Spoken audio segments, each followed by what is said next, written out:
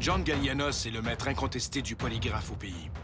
Au cours de sa carrière, il a joué un rôle primordial dans plusieurs affaires policières qui ont fait les manchettes.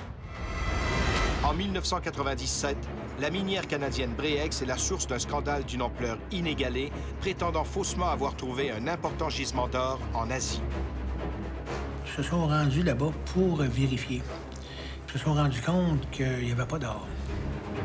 Après la mort de deux acteurs majeurs dans l'affaire, un ex-dirigeant de Bre-X convoque John Gallianos aux îles Caïmans pour passer le test du polygraphe. Parce qu'ici, il avait peur que les gens le prennent pour le responsable de leur faillite et il avait peur de mourir.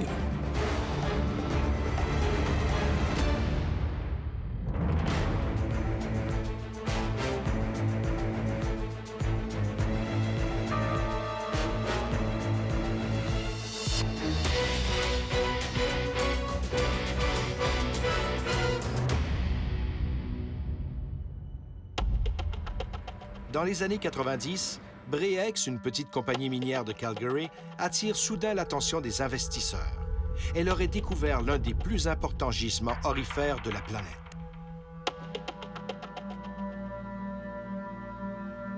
À la télévision, on en parlait régulièrement de ce dossier-là.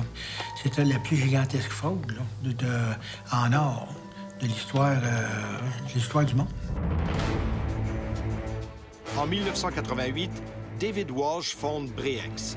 Il recrute comme partenaire le géologue John Felderhoff qui lui conseille de regarder du côté de l'Indonésie.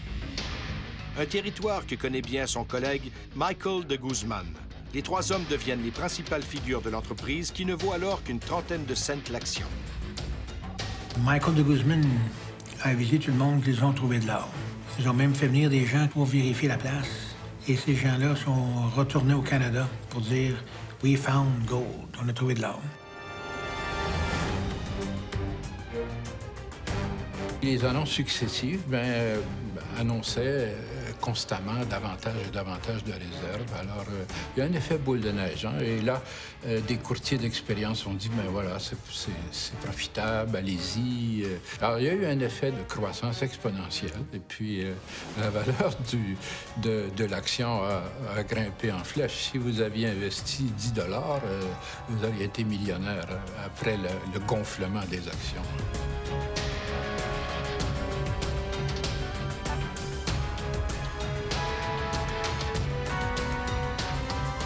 Devant l'appât du gain, la méfiance du marché boursier s'effrite rapidement. La valeur de Bre-X s'emballe de façon spectaculaire, passant de 30 cents à 200 $ l'action au milieu des années 90.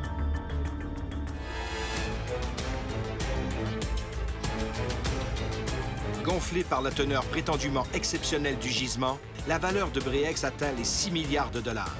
De très gros noms se bousculent pour devenir acquéreurs d'une part de la compagnie, comme le gouvernement indonésien du président Suharto et la minière canadienne Barrick Gold. Mais en investisseurs responsables, ils n'injecteront pas d'argent les yeux fermés.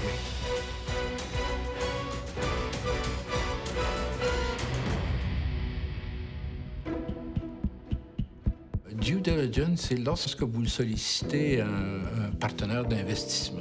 Il va vouloir faire tout simplement une vérification des faits. Ça signifie que vous allez voir comment les expertises ont été faites. Vous allez essayer de reproduire les choses. Vous allez voir si les bonnes pratiques ont été respectées. Et ça s'est avéré que ce n'était pas le cas. Il fallait qu'ils s'associent avec un majeur, une firme majeure, et se sont rendus là-bas pour vérifier. Ils se sont rendus compte qu'il n'y avait pas d'or.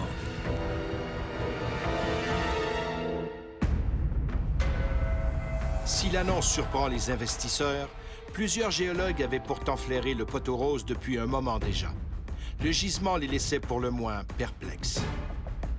Vous savez, la recherche d'un gisement d'or, ça se fait beaucoup par analogie. Est-ce qu'on peut retrouver des circonstances géologiques qui sont analogues à des gisements qui existent ailleurs? Alors, dans le cas de Buzang, pour tous les scientifiques, pour tous les métallogénistes, pour tous les gytologistes, pour tous les géologues spécialisés dans les gisements d'or, on se trouve dans l'extrême extrême. Il y a beaucoup d'investisseurs sérieux, crédibles. Il y a beaucoup d'analystes qui ont embarqué, si vous voulez, qui y ont cru. Michael de Guzman a été voir des gens Il aurait payé 14 000 pour acheter de l'or et saupoudrer l'or à certains endroits, à des endroits stratégiques, pour faire croire à des investisseurs qui avaient de l'or là-bas. Dans le milieu, cette pratique frauduleuse s'appelle le salage ou le saupoudrage des échantillons. Celui qui a la responsabilité d'assurer le traitement des échantillons dans une compagnie minière, c'est lui qui doit s'assurer que les échantillons sont mis en sac, que les sacs sont scellés, qu'ils sont envoyés rapidement au labo. Ça fait partie des bonnes pratiques.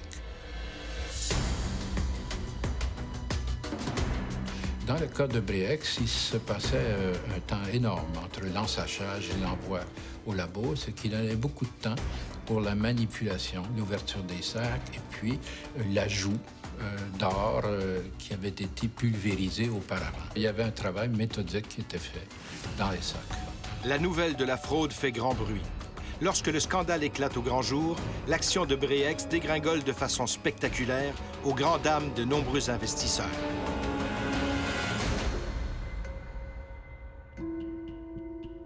Il y a des gens qui ont perdu gros là-dedans, plusieurs millions de dollars. De mémoire, le plus gros perdant, c'était l'Association des professeurs de lycée d'Ontario. La Caisse de dépôt du Québec avait mis des sous là-dedans.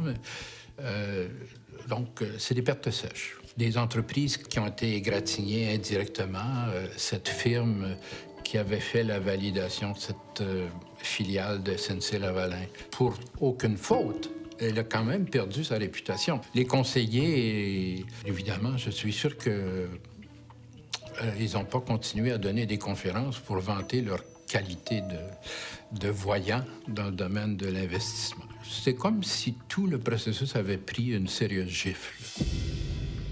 Pour certaines personnes, les événements auront des conséquences tragiques. Parmi eux, Michael de Guzman, par qui le scandale est arrivé. On raconte qu'après avoir téléphoné à ses proches, il fut aperçu, la veille de sa mort, dans un karaoké indonésien. Il avait pris un petit verre, puis il chantait « I did it my way » de Frank Sinatra. C'était comme la fin du rideau pour lui.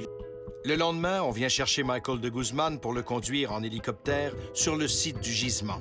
Les partenaires de Breex veulent que le géologue leur indique où se trouve l'or, mais ce dernier n'arrivera jamais à destination. Semble-t-il qu'il aurait décidé de mettre fin à ses jours et il serait sauté en bas de l'hélicoptère. Il y en a qui prétendent que c'est peut-être ces gens-là qui l'ont jeté en bas. On ne le saura peut-être jamais. Sauf que son comportement de la veille indiquerait que c'est plutôt un suicide. Suicide ou homicide, le mystère plane toujours. Quand les autorités découvrent les restes de Michael de Guzman dans la jungle, il ne reste plus que son tronc. Sa tête, ses jambes et ses bras ont disparu. Ça n'a pas été long à comprendre qu'est-ce que c'est qui est arrivé. C'est des cochons sauvages qui l'auraient mangé. Mais ils n'ont pas mangé le tronc. Et lui avait été opéré au ventre. C'est grâce au rayon X de l'opération qu'ils ont été en mesure d'identifier positivement le corps de Michael de Guzman. Pendant que les poursuites s'organisent, le fondateur de Breex, le Montréalais David Walsh, meurt à son tour foudroyé par un anévrisme. Alors que tous les regards se concentrent sur le géologue John Felderhoff, qui a vendu ses actions avant l'éclatement du scandale et encaissé plus de 80 millions de dollars, John Gallianos reçoit un appel inusité. On lui demande de faire sa valise et de s'envoler vers les îles Caïmans.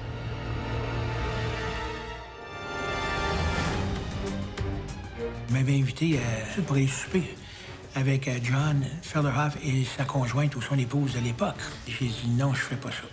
Je ne veux pas rencontrer M. Felderhoff en dehors de la caméra. Je veux le rencontrer sur caméra. Durant les années 90, la compagnie minière Breex organise la plus importante fraude de l'histoire. Après le décès de 2 des 3 principaux dirigeants de l'entreprise, l'attention se tourne vers John Felderhoff, qui a empoché plus de 80 millions de dollars avant la chute de l'action. Pour blanchir sa réputation, ses avocats font venir le polygraphiste John Gallianos aux îles Caïmans. C'est Andreas Contramus, un des avocats de Felderhoff. Il m'a reçu. Il a pris ma valise avec moi et m'avait invité à se préparer pour aller à l'hôtel et par la suite pour aller souper avec John Felderhoff et sa conjointe ou son épouse de l'époque. Mais un tel rendez-vous va à l'encontre de l'éthique du polygraphiste. John Gallianos décline la proposition et file tout droit vers sa chambre d'hôtel. J'ai dit non, je ne ferai pas ça. J'ai dit, quand je vais rencontrer M. Felderhoff, là, ça va être demain matin, vers 10 h. On va se donner la main. Ça va être la première fois qu'on se rencontre. On va faire un test correctement. Parce que si je vais super avec, puis tant qu'à ça, qui me prête sa Ferrari, puis que je fasse le tour de l'île pendant quelques jours, ah, puis c'est vrai, il faut que je fasse ton test. Ça n'aura pas grande crédibilité. Donc, on veut faire ça selon les règles de l'art. Je ne veux pas rencontrer M. Felderhoff en dehors de la caméra. Je veux le rencontrer sur caméra.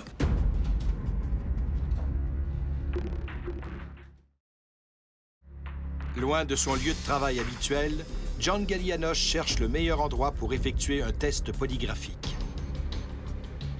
Ça prend un endroit raisonnablement tranquille. Ça prend pas, il ne faut pas que ce soit à l'épreuve du son, pas nécessaire. Un bruit ambiant, c'est pas si pire. Mais des bruits qui surprennent. C'est là le problème. John Gallianos arrête son choix sur la salle de conférence de l'hôtel. L'endroit n'est pas optimal, en raison de la dimension des lieux, mais suffisamment à l'abri de toute distraction. Le choix de la chaise n'est pas non plus laissé au hasard. À mon bureau, il y a une chaise spéciale où est-ce que la personne ne couche pas. Hein? C'est très bien assis, puis c'est pas trop renfoncé, avec des deux bons bras pour les appuis, avec le pad de contre-mesure aux pieds et aux fessiers. Donc, c'est une chaise idéale. La personne ne bouge pas, ou presque pas. Si elle bouge, c'est parce qu'elle fait exprès. Lorsqu'on va à l'extérieur, on prend une chaise ordinaire. Okay? On ne prend pas un sofa qui est calé. On prend une chaise ordinaire. Je vais prendre un pad, quelque chose de rigide, que je mets sur ses cuisses, puis l'autre main sur ses cuisses. C'est de la façon qu'on procède. L'interrogatoire de John Felderhoff peut commencer. Devant l'ampleur de la fraude, la pression sur le dirigeant de Breex est immense. Malgré tout, l'homme semble relativement confiant. Il était d'accord pour rencontrer les enquêteurs, mais là-bas. Parce qu'ici, il avait peur que les gens le prennent pour le responsable de leur faillite et il avait peur de mourir. Lorsqu'il s'est présenté le matin, j'ai expliqué le fonctionnement de l'appareil, puis il a signé la formule d'autorisation. J'ai senti dans lui une bonne coopération, mais pas trop, dans le sens que quand c'est trop, c'est douteux des fois. Fidèle à la procédure, le polygraphiste commence par interroger le sujet sur sa condition physique. Lorsque j'ai posé des questions sur sa santé, puis c'était un monsieur qui, sans être trop âgé, il aurait pas avoir des bobos. Il n'en trouvait pas de beaux. John Gallianos demande alors à John Felderhoff de lui suggérer certaines questions qu'il aimerait se faire poser lors du test. Ce dernier va droit au but, proposant des questions très directes.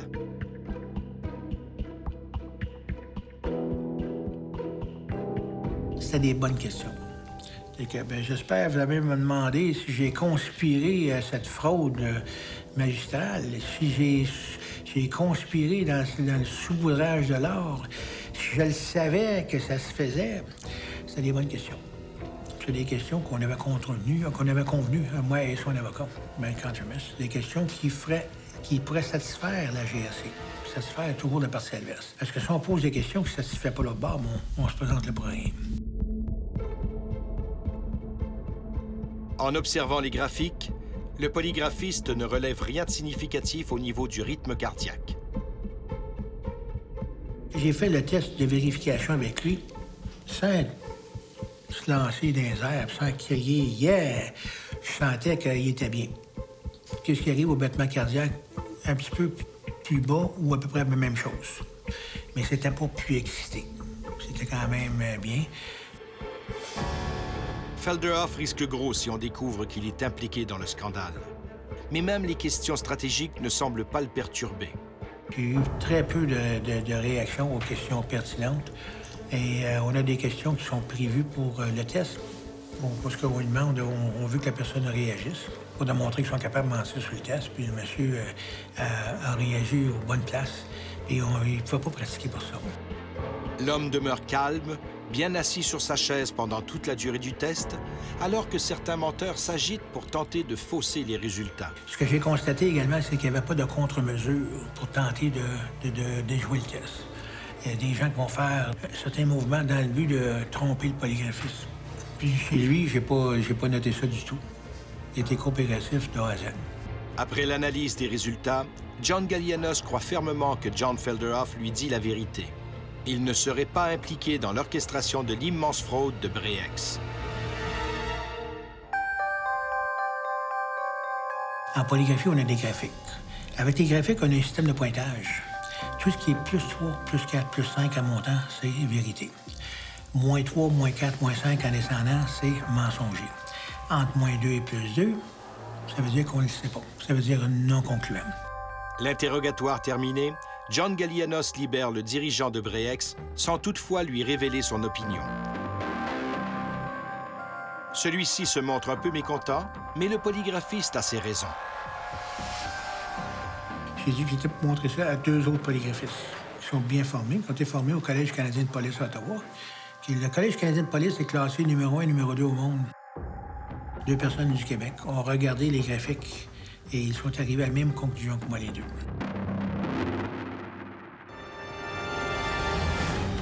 Il ne faut pas se fier uniquement sur le test. Il faut continuer l'enquête. Puis ce qu'ils ont fait, ils ont continué l'enquête. Exilé aux îles Caïmans après une immense fraude boursière, John Felderhoff, ex-dirigeant fortuné de la compagnie Breex, demande à passer le test du polygraphe. Il prétend ne pas être l'un des architectes du scandale. John Gallianos le croit, mais il tient mordicus à valider ses conclusions avec des collègues. Je ne voudrais pas que les gens pensent que le polygraphiste s'est trompé.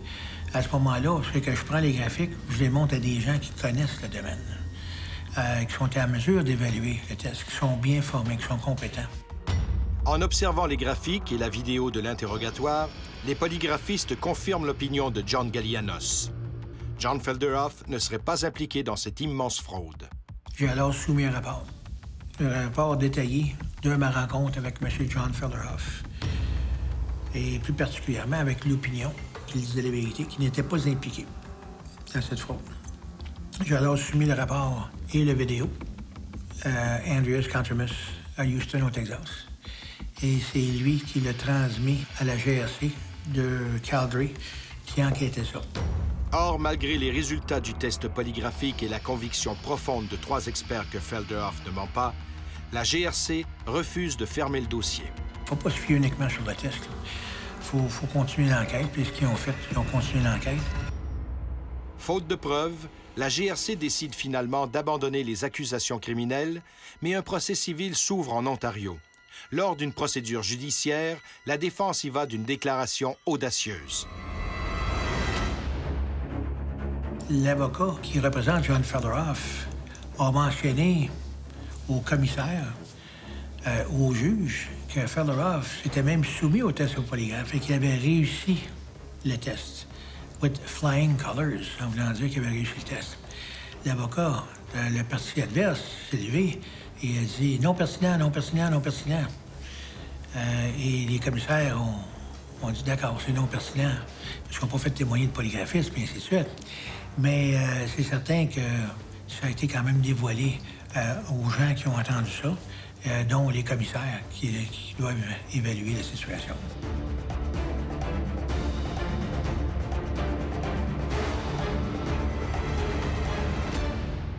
Après un long procès qui s'étire sur plus de 7 ans, John Felderhoff est finalement innocenté par le juge Peter Hearn de la Cour de l'Ontario.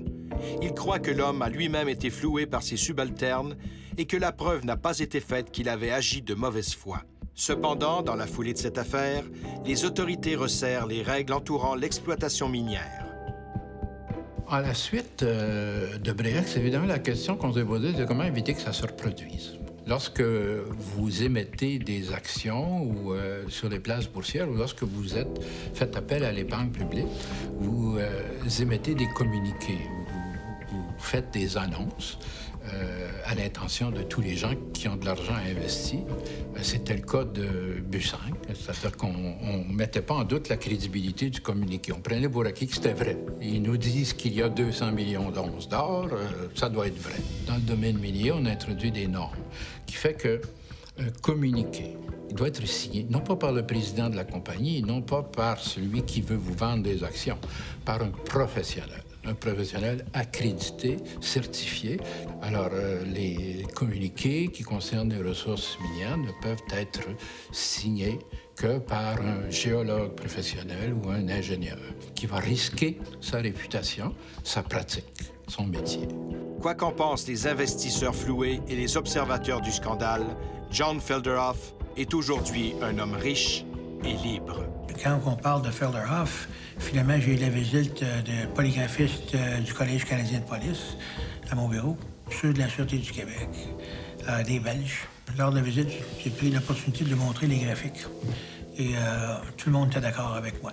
J'ai quelques réserves là-dessus, parce que Felderhoff est un géologue, comme tous les géologues. Bon, ils ont une base de connaissances. Les lumières rouges qui étaient présentes chez beaucoup de géologues auraient dû être présentes chez Felderhoff. Bon. C'était pas lui qui était en charge des opérations sur le terrain. Okay? Donc, c'est possible qu'il n'ait pas vu les choses. Mais quand même, il aurait dû s'inquiéter du fait que les sacs n'étaient pas envoyés immédiatement. Ça, c'est une faute grave, donc il n'a pas vu. Pour vous faire une histoire courte, c'est ou bien un rêveur, ou bien un naïf, ou un incompétent, ou un menteur. Choisissez celui qui vous fait plaisir.